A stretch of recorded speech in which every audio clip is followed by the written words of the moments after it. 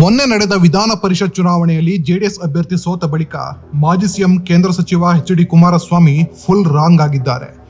ನಾನು ಗೆಲ್ತೇವೆ ಅಂತ ಅಭ್ಯರ್ಥಿ ಹಾಕಿಲ್ಲ, ಯಾರು ದ್ರೋಹಿಗಳು ಅಂತ ಕಂಡುಹಿಡಿಯೋದಕ್ಕೆ ಹೀಗೆ ಮಾಡಿದ್ವಿ ಅಂತ ಪರೋಕ್ಷವಾಗಿ ಜಿ.ಟಿ. ದೇವೇಗೌಡ ಮೇಲೆ ಕುಮಾರಸ್ವಾಮಿ ಸಿಟ್ಟಾದ್ರು. ಇಷ್ಟೇ ಅಲ್ಲ, ಈ ರಿಸಲ್ಟ್ಗೂ ಮುಂದಿನ ಚುನಾವಣೆಗೂ ಸಂಬಂಧವಿಲ್ಲ, ಮುಂದೆ ಈ ಸರ್ಕಾರವನ್ನು ತೊಲಗಿಸಬೇಕು, ನಮ್ಮ ಸರ್ಕಾರ ಬರಬೇಕು ಅನ್ನೋದೇ ನಮ್ಮ ಗುರಿ. ಹಾಗೆ ಜೆಡಿಎಸ್ ನಲ್ಲಿ ಯಾರಿಗಾದ್ರೂ ಅಸಮಾಧಾನ ಇದ್ರೆ ಈಗಲೇ ಬಿಟ್ಟು ಕಾಂಗ್ರೆಸ್ ಪಕ್ಷ ಸೇರಿಕೊಳ್ಳಿ ಅಂತ ಹೇಳಿ ಕುಮಾರಸ್ವಾಮಿ ಮುಂದಿನ ಚುನಾವಣೆಗೂ ಈಗಲೇ ಅಖಾಡಕ್ಕೆ ಇಳಿದಿದ್ದಾರೆ. ನಾನು ಚುನಾವಣೆ ಗೆಲ್ತೀನಿ ಅಂತ ಅಭ್ಯರ್ಥಿ ಹಾಕಿದ್ದಲ್ಲ,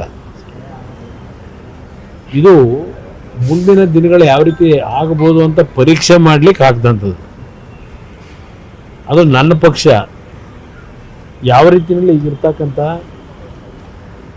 ಪರಿಸ್ಥಿತಿನಲ್ಲಿ ಒಂದು ಧೈರ್ಯವಾದಂಥ ನಿರ್ಣಯಗಳನ್ನು ಮಾಡ್ತಾರೆ ಅಂತಕ್ಕಂಥದ್ದನ್ನು ಪರೀಕ್ಷೆ ಮಾಡಬೇಕು ಅಂತಲೇ ಅಭ್ಯರ್ಥಿ ಆಗ್ತದೆ. ಈ ಒಂದು ವಿಧಾನ ಪರಿಷತ್ತಿನ ಚುನಾವಣೆಯಿಂದ ಬಿಜೆಪಿ ಮತ್ತು ಜೆಡಿಎಸ್ನ ಮೈತ್ರಿ ಎಲ್ಲ ಒಂದು ಕಡೆ ಬಿರುಕು ಬಿಡಬಹುದು ಅಂತಕ್ಕಂಥ ಒಂದು ವಿಶ್ಲೇಷಣೆಗಳೇನಿದೆ, ಆ ಒಂದು ವಿಶ್ಲೇಷಣೆಗಳಿಗೆ ನಾನು ಹೇಳ್ತಕ್ಕಂಥದ್ದು, ಯಾವುದೇ ಕಾರಣಕ್ಕೂ ಬಿಜೆಪಿ ಮತ್ತು ಜೆಡಿಎಸ್ನ ಮೈತ್ರಿನಲ್ಲಿ ಯಾವುದೇ ರೀತಿಯ ಬೆರುಕನ್ನು ಯಾರೂ ತರಲಿಕ್ಕೆ ಸಾಧ್ಯ ಇಲ್ಲ.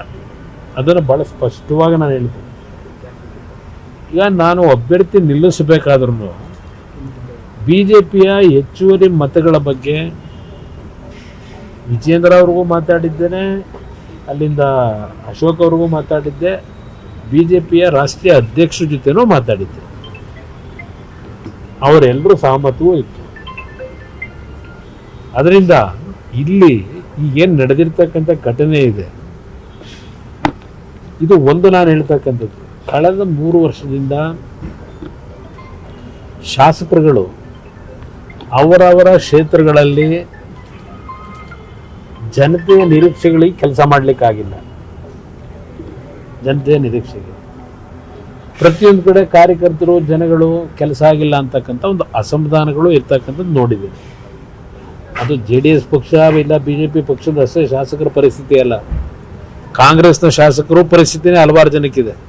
ಕ್ಷೇತ್ರದಲ್ಲಿ ಕೆಲಸ ಆಗಿಲ್ಲ ಅಂತಕ್ಕಂಥ ಒಂದು ಅಭಿಪ್ರಾಯಗಳೇನಿದೆ, ಅಸಮಾಧಾನ ಏನಿದೆ, ಅದರ ಹಿನ್ನೆಲೆಯ ಈ ಒಂದು ಚುನಾವಣೆ ಸ್ವಲ್ಪ ಪರಿಣಾಮ ಬೀರಿದೆ. ಈಗಿನ ಸರ್ಕಾರದಲ್ಲಿ ನೀವು ನಮ್ಮ ಪಕ್ಷಕ್ಕೆ ಮತ ಕೊಟ್ಟರೆ ನಿಮಗೆ 50 ಕೋಟಿ ಕೊಡ್ತೀವಿ, 100 ಕೋಟಿ ಅನುದಾನ ಕೊಡ್ತೀವಿ, ಈ ರೀತಿಯ ಟೆಂಪ್ಟ್ ಮಾಡಿರ್ತಕ್ಕಂಥದ್ದು ನನಗೆ ಗೊತ್ತಿಲ್ಲ. ಯಾತಕ್ಕೆ ನೀವು ಓಟ್ ಹಾಕಬೇಕು, ನಿಮ್ಮ ಅಭ್ಯರ್ಥಿ ಗೆಲ್ತಾರ, ನಾವು ಗೆಲ್ತಾರೆ ಅಂತ ಹಾಕಿದ್ದಲ್ಲ. ನಾನು ಹಾಕ್ಬೇಕಾದ್ರೆ ನಾನೇನು ಅಂಥ ಮುಟ್ಟಾಳನ್ನ 20 ವರ್ಷ ರಾಜಕೀಯ ಮಾಡಿ ನನಗೇನು ಗೆಲ್ತೀವಿ ಅಂತಕ್ಕಂಥದ್ದು ಆಶಾಭಾವನೆಯನ್ನು ನಾನೇನು ಇಟ್ಕೊಂಡಿರಲಿಲ್ಲ.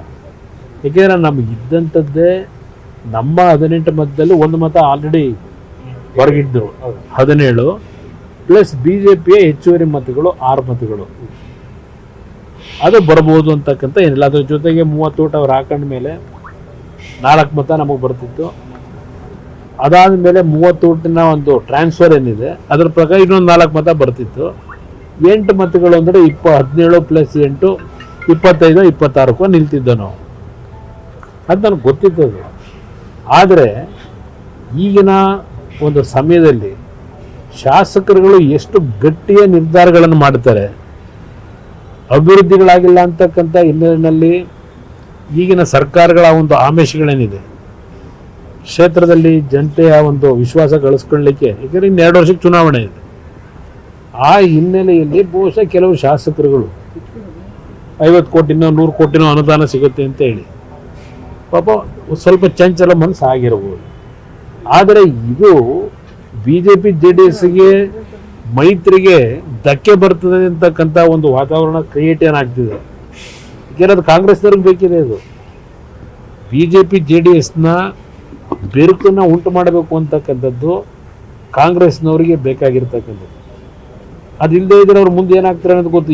ಈ ಚುನಾವಣೆ ಮುಂದಿನ ಸಾರ್ವತ್ರಿಕ ಚುನಾವಣೆ ಮೇಲೆ ಯಾವುದೇ ರೀತಿ ಪರಿಣಾಮ ಬೀರಲ್ಲ, ಹೇಳ್ಕೊಂಡು ಹೋಗೋದು ಅವಶ್ಯಕತೆ ಇಲ್ಲ. ನನ್ನ ಗುರಿ ಇರ್ತಕ್ಕಂಥದ್ದು 2028 ಈ ರಾಜ್ಯದಲ್ಲಿ ನಿಜವಾದ ಜನಪರವಾದಂಥ ಜನತೆಯ ನಿರೀಕ್ಷೆಗಳಿಗೆ ಕೆಲಸ ಮಾಡ್ತಕ್ಕಂಥ ಸರ್ಕಾರ ತರಬೇಕಂತಕ್ಕಂಥದ್ದು ನನ್ನ ಜವಾಬ್ದಾರಿ ಇದೆ. ಆ ಜವಾಬ್ದಾರಿಯನ್ನು ನಿರ್ವಹಣೆ ಮಾಡ್ತಕ್ಕಂಥದ್ದಕ್ಕೆ ನನ್ನಲ್ಲಿ ಯಾವುದೇ ಆತಂಕ ಇಲ್ಲದೆ ಕೆಲಸ ಮಾಡ್ತಕ್ಕಂಥದ್ದು ನಾನು ಈಗಾಗಲೇ ಗುರಿ ಇಟ್ಟಿದ್ದೇನೆ. ಅದರಿಂದ ಮುಖ್ಯಮಂತ್ರಿ ಸ್ಥಾನ ಅವೆಲ್ಲ ಆಮೇಲೆ, ಮೊದಲು ಸರ್ಕಾರ ಇಲ್ಲಿ ಕೆಟ್ಟ ಸರ್ಕಾರ ಹೋಗಬೇಕು. ಯಾಕೆಂದ್ರೆ ಚುನಾವಣೆಯ ಸಂದರ್ಭದಲ್ಲಿ ಅಭ್ಯರ್ಥಿಗಳನ್ನು ಆಯ್ಕೆ ಮಾಡಬೇಕಾದ್ರೆ ಏನೇನು ನಿರ್ಧಾರಗಳು ಮಾಡಬೇಕು ಮಾಡ್ತೀವಿ. ಈಗಿನ ಒಂದು ಹಿನ್ನೆಲೆ ಏನಿದೆ ಅದನ್ನ ಗಮನದಲ್ಲಿ ಇಟ್ಕೊಂಡೆ ಮುಂದಿನ ನಿರ್ಧಾರಗಳು ಮಾಡ್ತೀವಿ. ನಾನು ನಿನ್ನೆ ಶಾಸಕರುಗಳಿಗೆ ಒಂದು ಮಾನಸಿಕವಾಗಿ ನೀವು ದೃಢವಾಗಿ ನಿಲ್ತಕ್ಕಂಥದ್ದಕ್ಕೆ JDS ನಲ್ಲಿದ್ರೆ ನಮ್ಮ ಮುಂದಿನ ಭವಿಷ್ಯಕ್ಕೆ ತೊಂದರೆ ಅಂತಕ್ಕಂಥದ್ದು ಏನಾದ್ರು ನಿಮ್ಮ ಮನಸ್ಸಿನಲ್ಲಿದ್ರೆ ದಯವಿಟ್ಟು ನಾನು ನಿಮ್ಮ ಭವಿಷ್ಯಕ್ಕೆ ನಾನು ತೊಂದರೆ ಕೊಡಲ್ಲ. ಮುಂದಿನ ಭವಿಷ್ಯಕ್ಕೆ ಧೈರ್ಯವಾಗಿ ನನಗೆ ಹೇಳ್ಬಿಟ್ಟೆ ಹೋಗಿ ಅಂತ ಹೇಳಿದ್ರು. ಹೋಗೋದಿದ್ರೆ ಧೈರ್ಯವಾಗಿ ಹೋಗಿ, ಆದರೆ ಹಿಂದೊಂದು ಮುಂದೊಂದು ಮಾಡಬೇಡಿ ಅನ್ನೋದನ್ನ ನೇರವಾಗಿ ಹೇಳಿದ್ದಾರೆ. ಹೋಗಿ ಅಂತ ಹೇಳಿಲ್ಲ. ನಮ್ಮ ಪಕ್ಷದಲ್ಲಿ ನಿಮ್ಮ ಮುಂದಿನ ರಾಜಕೀಯದ ಬೆಳವಣಿಗೆಯಲ್ಲಿ ಭವಿಷ್ಯ ಇಲ್ಲ ಇಲ್ಲಿ ಅಂತಕ್ಕಂಥದ್ದು ನಿಮ್ಮ ಮನಸ್ಸಿನಲ್ಲಿದ್ರೆ ನಾನು ನೇರವಾಗಿ ಹೇಳಿ ಹೋಗ್ತಕ್ಕಂಥ ನಿರ್ಧಾರ ಮಾಡಿ ನಾನು ಸಂಪೂರ್ಣವಾಗಿ ಸಂತೋಷವಾಗಿ ಕಳಿಸ್ಕೊಳ್ಳಿ ತಯಾರಾಗಿದ್ದೀನಿ ಅಂತ ಹೇಳಿ. ಅದು ರೈತರುಗಳ ಹೋರಾಟ ಏನಿದೆ ಅದಕ್ಕೆ ನಮ್ಮ ಸಂಪೂರ್ಣವಾದ ಜವಾಬ್ದಾರಿ ಇದೆ.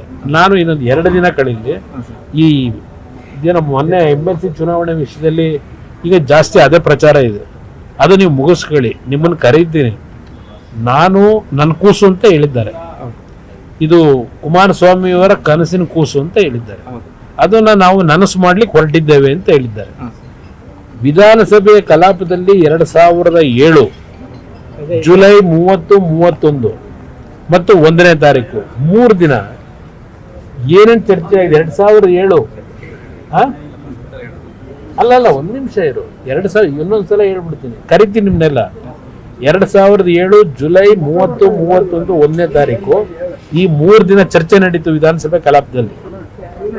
ನಾನು ಅವತ್ತು ಮುಖ್ಯಮಂತ್ರಿ ಇದ್ದಾಗ ಇದೇ ಸಿದ್ದರಾಮಯ್ಯನವರು, ಮಲ್ಲಿಕಾರ್ಜುನ್ ಖರ್ಗೆ ಅವರು, ಇಲ್ಲಿಂದ ಶಿವಕುಮಾರ್ ಅವರು, ಅಲ್ಲಿಂದ ಧರ್ಮಸಿಂಗ್ ಅವರು, ಶ್ರೀರಾಮ್ ರೆಡ್ಡಿ ಅವರು, ಮಾಧುಸ್ವಾಮಿ ಅವರು, ಇವರು ಎಲ್ಲರೂ ಆ ಒಂದು ಸದನದ ಕಲಾಪದಲ್ಲಿ ಭಾಗಿಗಳಾಗಿ ಏನೇನು ಮಾತನಾಡಿದ್ದಾರೆ ಅದಕ್ಕೆ ನಾನೇನು ಉತ್ತರ ಕೊಟ್ಟಿದ್ದೇನೆ.